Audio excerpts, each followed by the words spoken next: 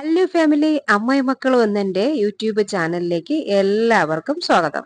ഇന്നത്തെ നമ്മുടെ വീഡിയോ എന്ന് പറയുന്നത് മുളയിലയും കറ്റാർ വാഴയും വെച്ച് എങ്ങനെ ഒരു അടിപൊളി കീടനാശിനി നമുക്ക് നിർമ്മിച്ചെടുക്കാം എന്നുള്ളതിനെ കുറിച്ചുള്ളതാണ്. അത് എങ്ങനെയാണ് നിർമ്മിക്കുന്നത്, എങ്ങനെയാണ് ഉപയോഗിക്കുന്നത് എന്നൊക്കെ അറിയാൻ വേണ്ടി വീഡിയോ അവസാനം വരെ കാണുക. അതിന് ആദ്യം വേണ്ടത് മുളയിലയാണ്.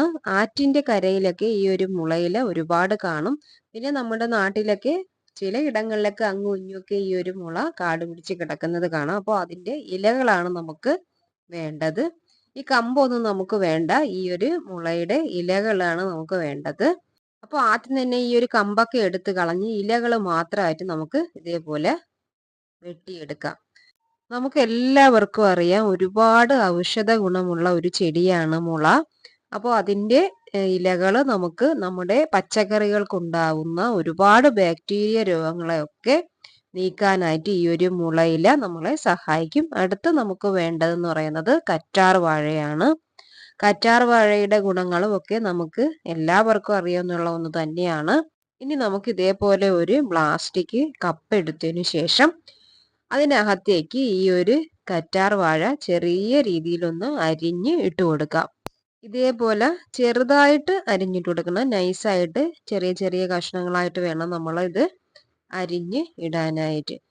നമുക്കറിയാം, നമ്മുടെ ഈ ദേഹത്തൊക്കെ ചെറിയ ചെറിയ കുരുക്കളും ഒക്കെ വരുമ്പോൾ, ചെറിയ ചൊറിച്ചിലും ഒക്കെ അതുപോലെ പാടുകളൊക്കെ ഒന്ന് ചൊറിയുന്ന ഒരു സംഭവമൊക്കെ വരുമ്പോൾ നമ്മൾ ഈ ഒരു കറ്റാർ വാഴ തേച്ച് കൊടുത്താൽ അത് മാറിക്കിട്ടും. അപ്പോൾ നമ്മൾ ഈ ഒരു ഉണ്ടാക്കാനായിട്ട് നമുക്ക് ഇനി ആ ഒരു അരിഞ്ഞിട്ട കറ്റാർ വാഴയിലേക്ക് ഈ ഒരു മുളയിലയും ചെറുതായിട്ടൊന്ന് അരിഞ്ഞിട്ട് കൊടുക്കാം. ചെറിയ ചെറിയ കഷ്ണങ്ങളായിട്ട് വേണം അരിഞ്ഞിടാനായിട്ട്. ഇതിനു വേണ്ടി ഞാൻ എടുത്തേക്കുന്ന അളവെന്ന് പറയുന്നത് ഒരു പിടി മുളയിലയും ഒരു കറ്റാർ വാഴയുടെ തണ്ടുമാണ് എടുത്തേക്കുന്നത്. അപ്പോൾ ആ ഒരു അളവിൽ വേണം നിങ്ങൾ ഇതെടുക്കാനായിട്ട്. ഇത് അരിഞ്ഞെടുക്കാനായിട്ട് കുറച്ച് ബുദ്ധിമുട്ടാണ്. അപ്പോൾ നല്ല മുറിയണ കത്രികയോ പിച്ചാത്തിയോ ഉപയോഗിച്ച് നിങ്ങൾക്ക് ഇതേപോലെ ചെറിയ ചെറിയ കഷ്ണങ്ങളായിട്ട് മുറിച്ചെടുക്കാം. പിന്നെ ഒരു കാര്യം ശ്രദ്ധിക്കേണ്ടത്, നമ്മൾ കറ്റാർ വാഴ തണ്ട് മുറിച്ചെടുക്കുമ്പോൾ സാധാരണ നമ്മൾ മുഖത്തൊക്കെ പുരട്ടാനായിട്ടോ ഇല്ലെങ്കിൽ നേരത്തെ പറഞ്ഞ പോലെ ചൊറിക്കൊക്കെ ഉപയോഗിക്കുമ്പോൾ നമ്മൾ അതിൻ്റെ ആ ഒരു മഞ്ഞ കളറിലെ ഒരു ദ്രാവകം അതിൽ നിന്ന് വരും. അപ്പോൾ അത് നമ്മൾ കഴുകി കളയാറ് പതിവുണ്ട്, ഇല്ലെങ്കിൽ നന്നായിട്ട് ചൊറിയും.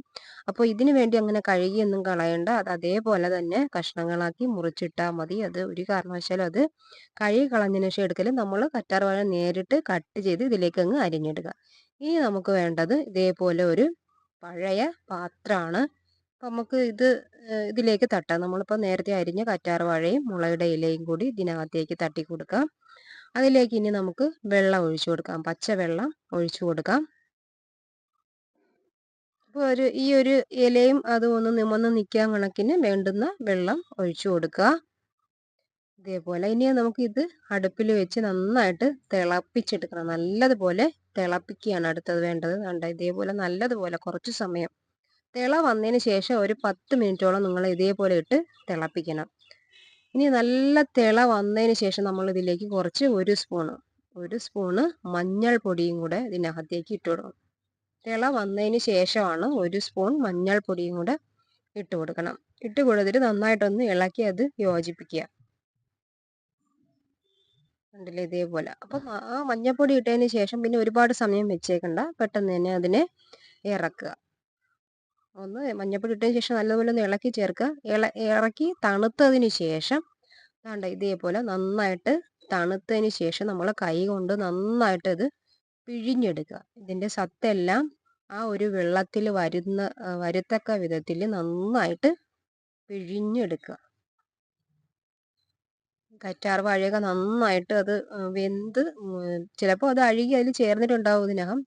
എന്നിരുന്നാലും നിങ്ങൾ നന്നായിട്ട് ഈ ഒരു ഇലയും കറ്റാർ വാഴയും കൂടെ നന്നായിട്ടൊന്ന് പിഴിഞ്ഞ് എടുക്കുക. അതിന് ശേഷം അത് ഒരു പഴയ പാത്രത്തിലേക്ക് അരിച്ച് എടുക്കുക. നമ്മൾ വീട്ടിലൊന്നും ഉപയോഗിക്കുന്ന അരിപ്പല്ല, ഉപയോഗശൂന്യമായ അരിപ്പിലും പാത്രത്തിലും വേണം ഇത് ചെയ്യാൻ. അപ്പോൾ എൻ്റെ വീട്ടിലൊരു കോഴിക്ക് വെള്ളം കൊടുക്കുന്ന ഒരു പഴയ പാത്രം കിടന്നിലാണ് ഞാനിപ്പോൾ അരിച്ചെടുക്കുന്നത്. അതേപോലെ ഉപയോഗശൂന്യമായ പാത്രത്തിലേക്ക് അരിച്ചെടുക്കുക. എന്നിട്ട് ആ ഒരു ചണ്ടി ഉണ്ടല്ലോ, നമ്മൾ അരിച്ചെടുത്ത ആ ഒരു ചണ്ടി പിന്നും പാത്രത്തിലേക്ക് ഇട്ട് വെള്ളവും ഒഴിച്ച് അടുപ്പിൽ വെച്ച് നമ്മൾ നേരത്തെ തിളപ്പിച്ചെടുത്തതുപോലെ നന്നായിട്ട് തിളപ്പിച്ചെടുക്കണം. നമ്മൾ നേരത്തെ അരിച്ചെടുത്തത് നമ്മൾ മാറ്റി വെച്ചേക്കണം. അത് ഉപയോഗിക്കാറായില്ല. ഇനി ഇതിൽ കുറച്ച് കാര്യങ്ങളും കൂടി ഉണ്ട്. അതിനുശേഷം വേണം നമുക്കത് ഉപയോഗിക്കാനായിട്ട്.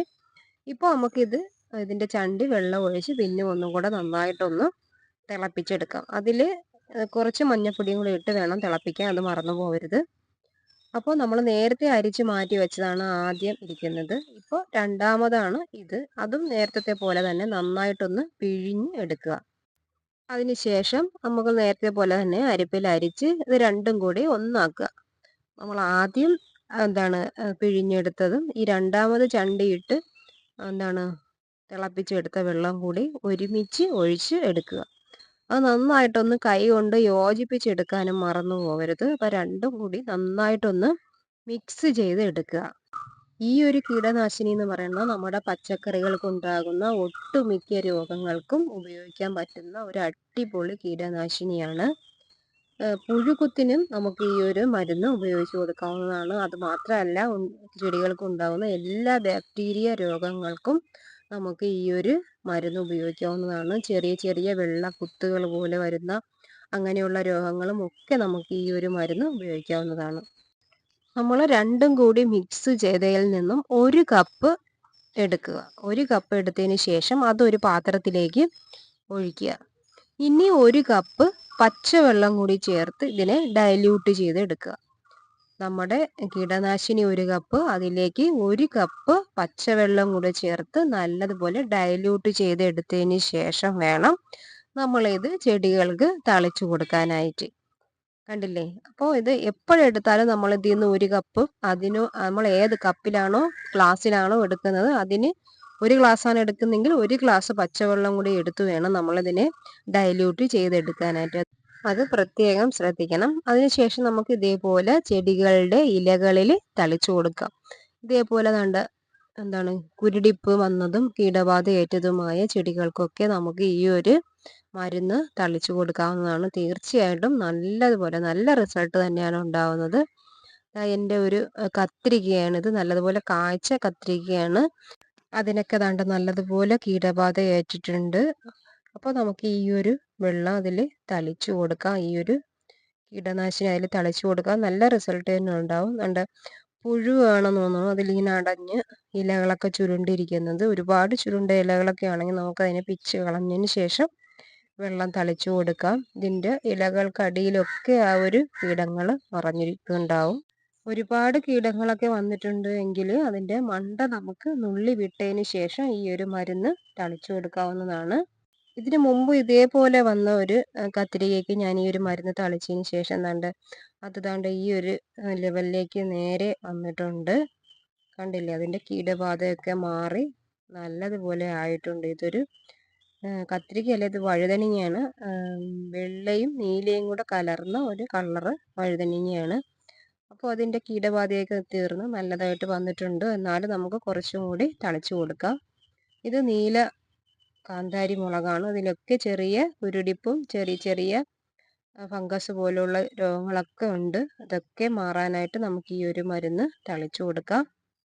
അപ്പോൾ തീർച്ചയായിട്ടും നിങ്ങൾ ഈ ഒരു മുളയിലെയും കറ്റാർവാഴയും മഞ്ഞൾപ്പൊടിയും കൊണ്ട് ഈ ഒരു കീടനാശിനി ഉണ്ടാക്കി നിങ്ങളുടെ പച്ചക്കറികൾക്കൊക്കെ ഒഴിച്ചു കൊടുക്കുക. തീർച്ചയായിട്ടും നല്ല റിസൾട്ട് തന്നെ ഉണ്ടാവും. അപ്പോൾ അടുത്തൊരു വീഡിയോയിൽ വീണ്ടും കാണാം. അതുവരേക്കും ബൈ.